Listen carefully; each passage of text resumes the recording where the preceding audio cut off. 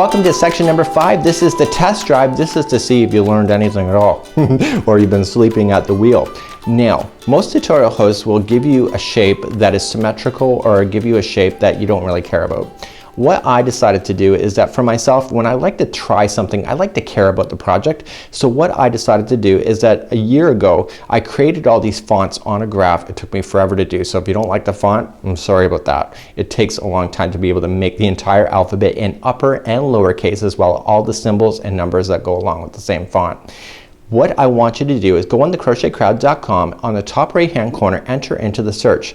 So we have everything from uppercase to lowercase to symbols and numbers. You can choose anything that you want. So if your name is Anne, I want you to choose A. You can choose upper or lowercase, so you just have to say small a if you want the lowercase, capital A in the search button if you would like that, and then basically just print out the graph that is representative of the first letter of your name. I want you to use that, but use the skills that I'm going to teach in this next section to be able to follow along. So once you understand that, you have a great project at the end. Maybe you got a favorite grandchild or even just something else within the house that you want to put this on display afterward. Choose a letter that means something to you, and then it makes this learning process a lot more fun. So let's begin to do your test drive. If you're choosing to do another sample, just use the lessons that you're going to have. And for what I'm doing today is that we're going to use the first letter of our first name in order to make it work. So I've already done it once, just so that I could prove it to myself that I could do it. And what I want to do is that I want to prepare the chart. So the test drive is about all the steps I'm going to do in order to get this to work. So this is, I'm not going to skip forward and just assume that you know stuff. So if you want to fast forward the video, you're more than welcome to do so.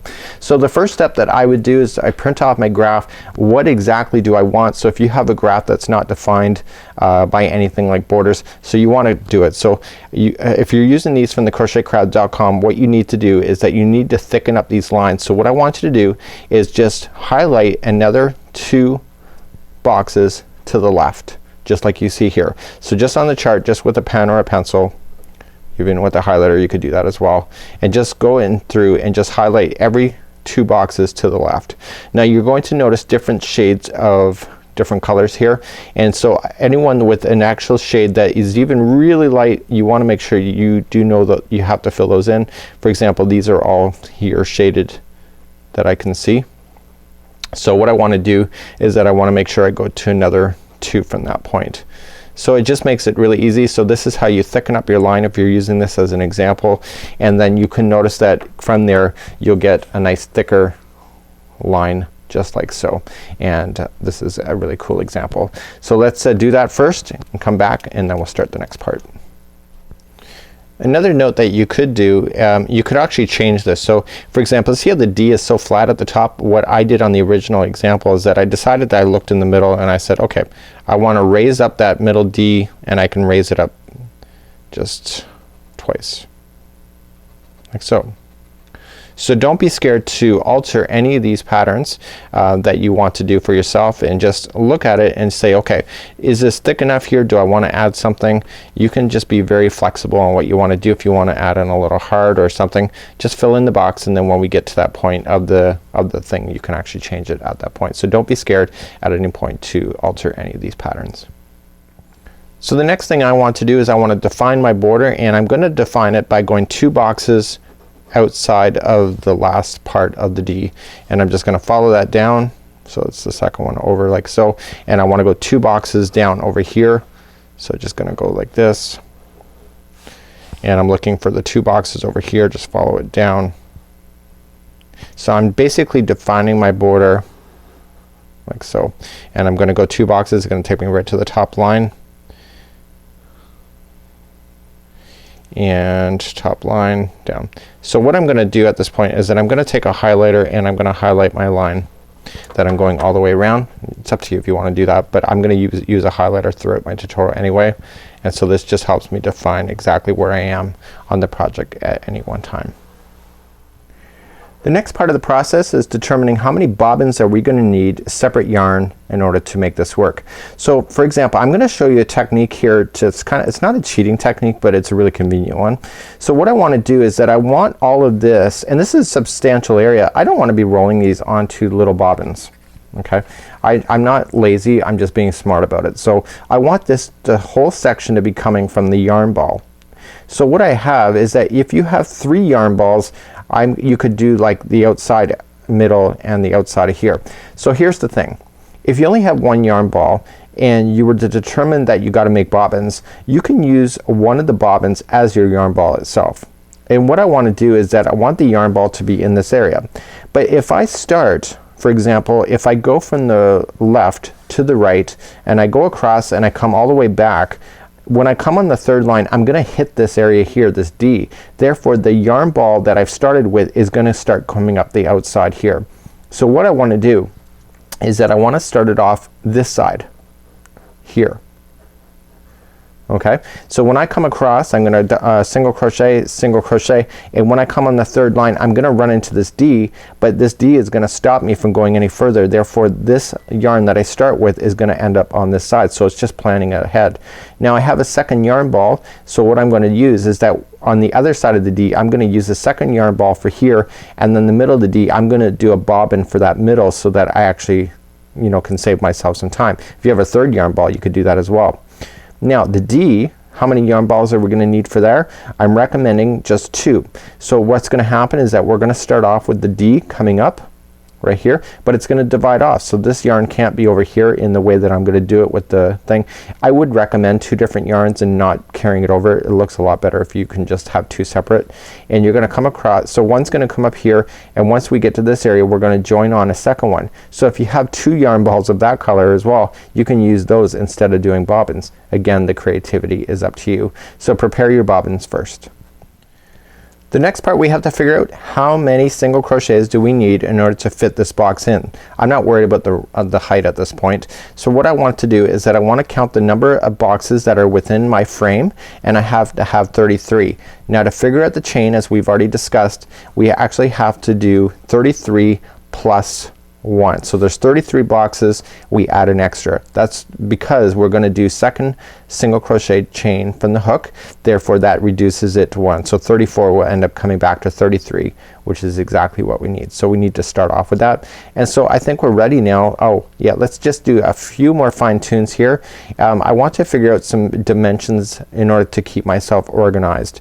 And so what I want to do is that when we come across, I told you already that we want to fill in this area, but how many stitches is this here from here? So what I want to do is count it. 1 2 3 4 5 6 7 8 9 10 11 12 13 14 15 16 17 18 19 20 21 22 23 24, and I want to write the word 20 or the letter numbers 24 right here, so that when I'm ready for this area here, I know I can just single crochet this background color for 24 single crochets before this starts. And I just want to do the same on the other side. So 1 2 3 4 5, and I know that there's 5 single crochets on this side. So I want to just keep myself in balance. So I have 2 over here, we have 2 over here, we have 2 up here, and basically once we start working on this, we're gonna be starting just to write some dimensions.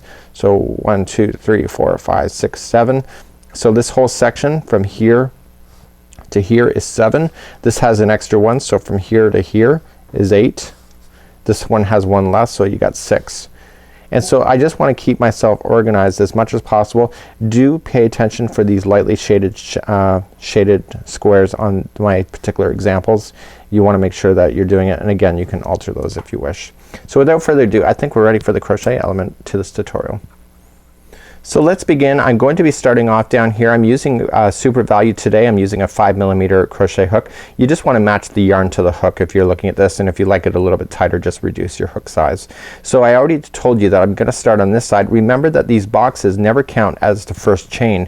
That the chain has to be the foundation in order for us to be able to do this.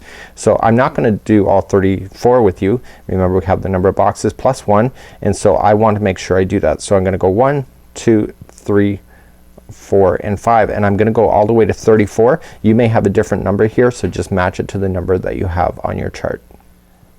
I now have my 34 on my hook as per the instructions, and now I want a single crochet second chain from the hook. So I'm gonna come 1 and 2, turn it over so you get the back hump only, and begin to single crochet. Once you do the first one, the chain will stay upside down so that you're doing the back hump, and I want you to single crochet just in one into each all the way down, and you should have a total count of 34 stitches by the end. You're gonna wanna make sure and count that to make sure that you have that at the end. And once we get that done, I'll show you how to update your chart so that you can get ready for the next part. I've gone all the way across. I have the right count, and simply what I want to do with my highlighter, you can do it other ways if you wish, is that I want to highlight that I am finished the first level of boxes and highlight it. Therefore, if you have to get up or somebody bothers you, you can just come back to this and realize that you have completed those set of boxes. You know, things happen here at home, so I want to make sure I never lose my count. So what I want to do is that I want to take my pen now and come on the other side, and we're going to follow the boxes coming in the other direction. So I want to put an arrow that I'm going in that direction just for a visual for myself, and I know that there's nothing in my way. There's no color changing, so all I'm just going to do is just turn my project, and I'm going to follow the boxes from this side. Okay, so you see it's empty, so I'm just gonna follow it this side, and I just want to chain one first and then begin to single crochet across the top of the row. So just continue to do this, and this is for row number 2. So my next line is now done. I'm just going to take my highlighter and just highlight that I have finished that line, just like so. So now I'm ready for the next line. So if your letter is starting anywhere now, like if you decided to do the 2 like I did, you want to change your colors exactly where it's going to appear in the box. So this time I want to put my arrow on this side, that I'm going this direction, and I already counted it out, so if you did that for yourself, this is where it comes in handy. And we want to make sure we have our next yarn available up and ready for you to do that. So I'm gonna be using the same blue as that I did for my other example because I like it. And what I'm going to do is that I'm gonna start off the next row, and I have to go 24 single crochets. So I'm gonna just stick with me here.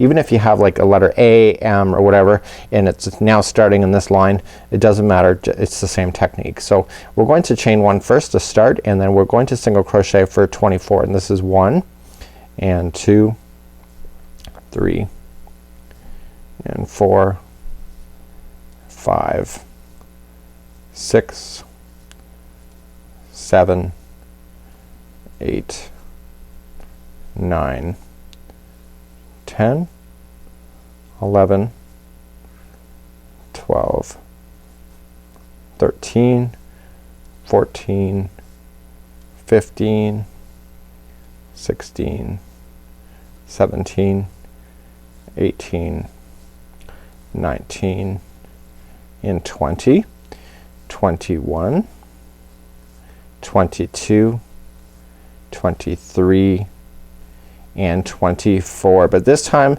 the 24th one is the one just before we change the color. We do not want to finish that stitch. So no matter where you are here, this is what you need to do. So we're gonna introduce our next color. I want you to leave an extra long tail like I showed you already before in changing colors and adding the bobbins. So I just want you to loop this yarn on. Okay, so that is your 24th stitch now finished, but it's finished now with the color that we want to start off. You can see that there is 4 boxes. So all I want to do is that I want to crochet, and I want to leave this yarn. Okay, this is the white yarn here. I need to, before I begin, is that I need to pull it forward like I already showed you on changing colors. Okay, we're gonna let the straggler just fall out to the back. Okay, so we got to make sure that this yarn is now forward, and we just single crochet for the first 3. There is 4 boxes, but we're only gonna do 3. So 1, and before we begin we just want to pull things a little more snug. So 2 and 3. Okay, so now this time is that we want to make sure that we are going to begin. So we're going to do the next one here. So we're gonna do, this is 3, and now the 4th is going to be like this. We're not gonna change, or we're not gonna finish the stitch with the same blue. We're gonna pull this blue forward, and we're going to get our next color. So if you're going to need another bobbin for this side if you don't have one, or in my case I have 2 yarn balls that I'm working with. So I'm just going to grab this one here, and I'm leaving an extra long tail so I can deal with that at the end. And with this 4th one now done, I want to make sure that I finish that 4th with the color that I wanted. So I'm gonna leave it with the white, leave the straggler to the back side, make sure that this blue one is pulled forward, and finish the rest of this line using the white. So whenever you do these, if you have not reviewed on how to change color, you need to make sure that these stragglers stay on the front side of the project as you're working across. So you can see that the white and blue is on the front side. So when we go to turn this project around, we can actually just be ready for those. So in this line here, what I want to do is that I want to say, okay, yes, I'm done. So I highlight everything that I've done, and now I put my arrows that I want to go back in that direction, just like so. And so there's 5 boxes, but guess what? See how this box is over top this box? I just have to look for where this box is to begin to start that. So without further ado, let me show you how to do that. So let's turn our project, and we're just going to turn it around, and we're going to start off, and this time we're reading from this side of the box going this way. So there's 5 empty, or 5 of the whites. So we got 1, so it's chain 1, single crochet, first one, 2, 3, 4, and this is the 5th, but we do not want to finish that. Pull this yarn forward. Okay, this yarn is the straggler, don't worry about that, and we want to reach around the back and grab that blue that we worked with, and it shows that we have to do this for 5 boxes. Okay, so let's just do that. So we're just going to pull up that one, and now we're ready for it. So we're going to single crochet into these boxes. So 1, 2, 3, 4. Okay, so here's the deal, is that this white is stopping right here, but we're actually going to carry the blue over one more. So what I want you to do is that I want you to trap that white in there. So we have, when we finish this one, so this is 4. So going in, okay, trapping this white one on top so that we can carry it forward. We talked about this when we were changing colors, and carry it one over, and now we bring the blue forward and bring the white up. So what that does is that it produces no carry lines over on the back side. So if you don't bury it here, what's gonna happen is that you're gonna see this string on the outside of the project, and it would be really terrible. So now you're looking at it, okay, now that I've done the blue here, there's nothing left in the way. So I'm just gonna single crochet myself for the remainder of the back. Again, my lines are in the front like so, and it's just good to go. And now we're ready for the white for the remainder of the line. There's nothing in the way. Make sure that we bring the blue forward before we begin that, so that it's on the right side, so it's on the front side of the project, and just single crochet yourself all the way across. So remember, whenever you're changing these colors, that whenever you finish with the line, all of the colors changes, the yarn should be on the front side of the project. So this one is right here. Okay, so that just makes it very easy. Let me finish this line and get you started. So now I'm completed this whole line of back over, and I have all my stragglers on the right side, so I finish off. And so I just keep working on my chart just like you see, and basically I just keep going back and forth. So the next one, I'm just gonna go this way. So what I want you to do is that I want you to finish your letter what you know is already to be true. And so basically once you get to these parts here, so for example once you get to this blue here, you're going to end up with the white here. So you're gonna have a new bobbin starting here if this is happening to you. It could be, you could have a different letter, it could be even a G or whatever. You just need to make sure that you start your new color there, and then you'll have a new bobbin for whenever a color cannot go all the way across. So what I'm going to do is that I'm gonna leave the rest of this for you to do. We already have the tutorials for changing techniques and ideas.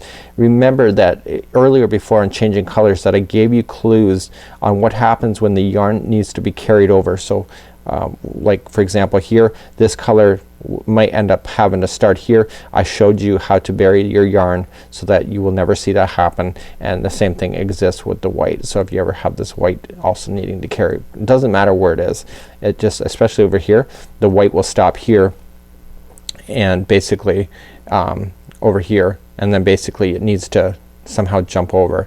You need to figure out on how. So you just basically just need to figure out your bobbins. When we come back, I'm going to show you basically I want you to get everything done up until the end, and I'm gonna show you how to do the border for this in order to make that really kind of fancy idea for, you know, making something that's permanent for you. So now my D is done, and I've followed the instructions, and basically so I had a bobbin here, a bobbin here, I had one on the outside, one on the inside, and one here as I did it, and basically it looks like it's all one solid bobbin, but in actual fact it's not.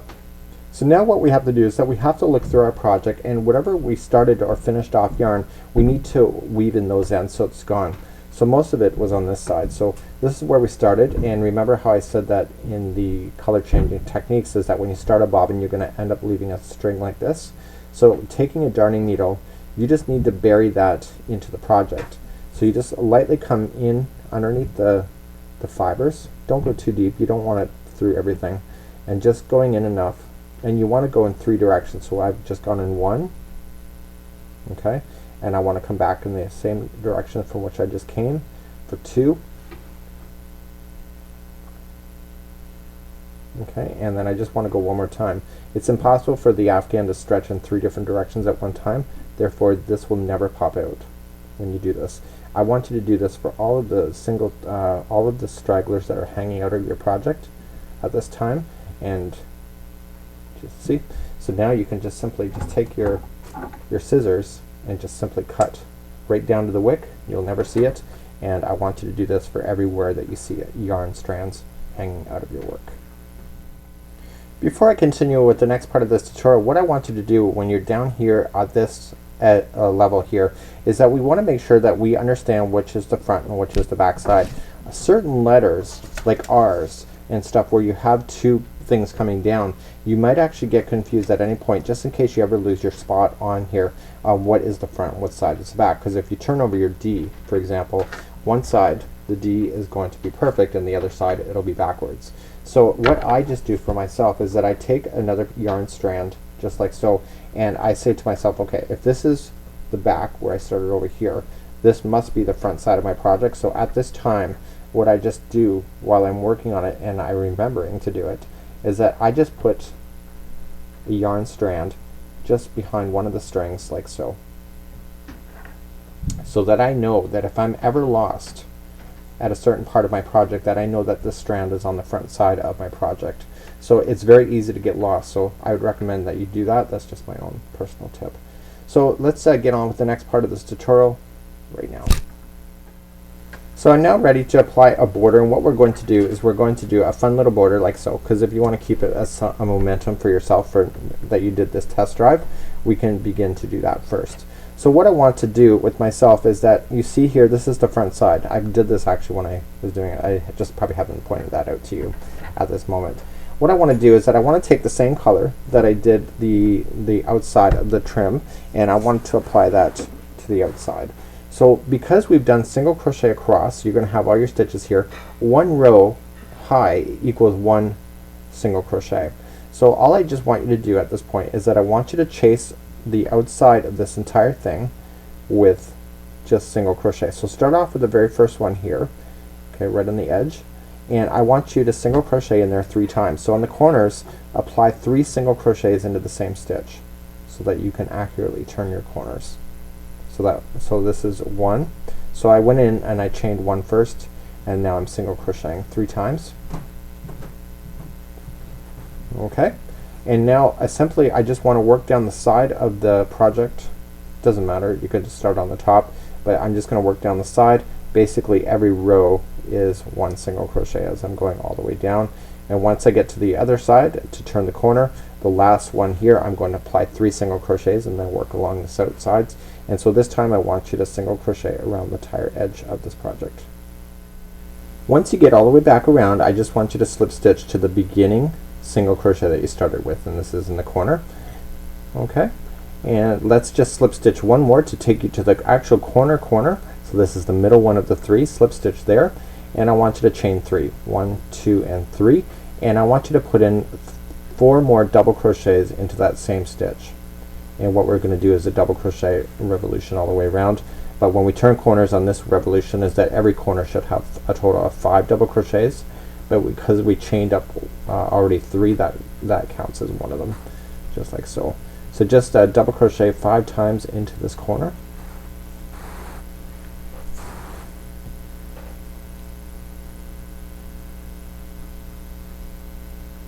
So just double crochet 4 times into this corner, and then you will, with that chain, that includes 1. So every single crochet now is going to get a double crochet all the way around. So on the very corners, on the middle one of the 3 that you did, I want you to put in 5 double crochets there in order to turn the corner effectively.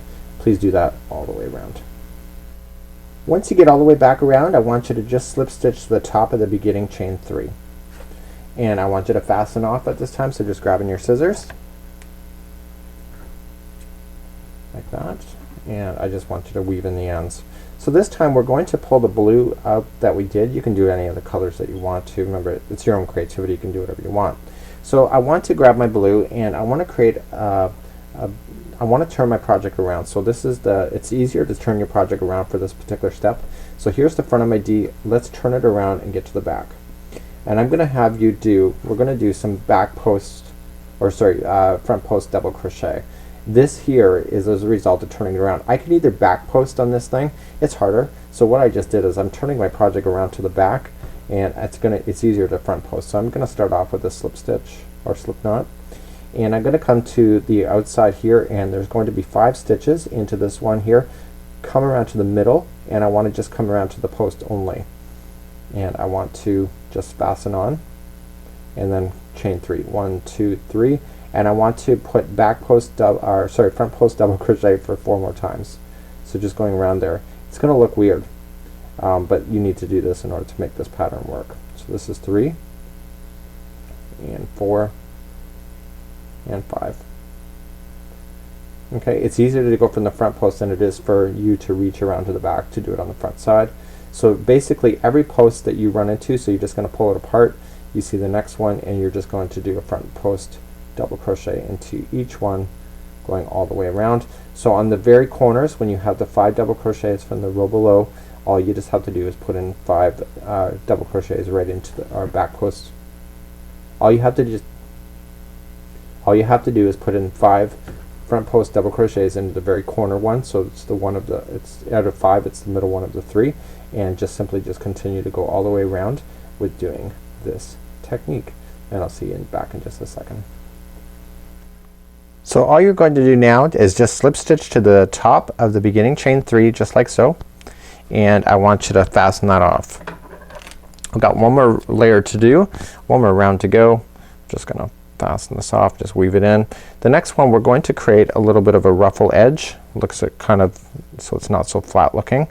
And what we want to do is that we want to rejoin the white on. So it could be any color that you wish. Let's turn it back around so that you have the actual front of your project, just like so. And you can see the nice edge that's on the inside. So we have the front. Let's grab on a corner. Doesn't matter which corner we're going to start off with. And let's just create a slip knot. So here's what I want you to do. We're not going to expand any more on the corners. So essentially right now we're just going to come into the corner one of the 5. So just the middle one of the 3. Or sorry, the third one in. And just fasten on chain 1 and then single crochet. And then chain 3. 1, 2, 3. And then coming back in to that same one, single crochet. So now I want you to skip 1 stitch, go to the second over, and do the same thing. So single crochet, chain 3, 2, and 3, single crochet. Okay, skip the next stitch, go to the next one over. So we're just going to do the same thing, 1, 2, 3, all the way around, and you end up with a really great edge as a result. Once you get all the way back around, all you just have to do is just do that final one, and you're just going to join it to the beginning single crochet that you started with. Okay, so I'm just going to single crochet and I'm just going to join it to the beginning, and I am done. I'm just going to weave in my ends, just trim my work and just do a better job of weaving in the ends at this point. But this is the test strip done. It's complete, and let's zoom this thing out and just see what it looks like from this point of view. So this is the wrong side, so this just up here, and so basically I can remove out this. I could have done it sooner, but I just wanted to leave it in for my own reference. And essentially I now have my test drive of my letter, and it's a great test sample in order to really see if I know what I'm doing when it does Graphghans. So this is it for now. On behalf of thecrochetcrowd.com as well as Yarn Inspirations, I'd love to see your creativity. Make sure you come to our Facebook pages. If you do this, I'd love to see what it looks like, and let's see what letters you came up with. And until next time, I'm Mikey on behalf of the Yarn Inspirations as well as thecrochetcrowd.com. We'll see you.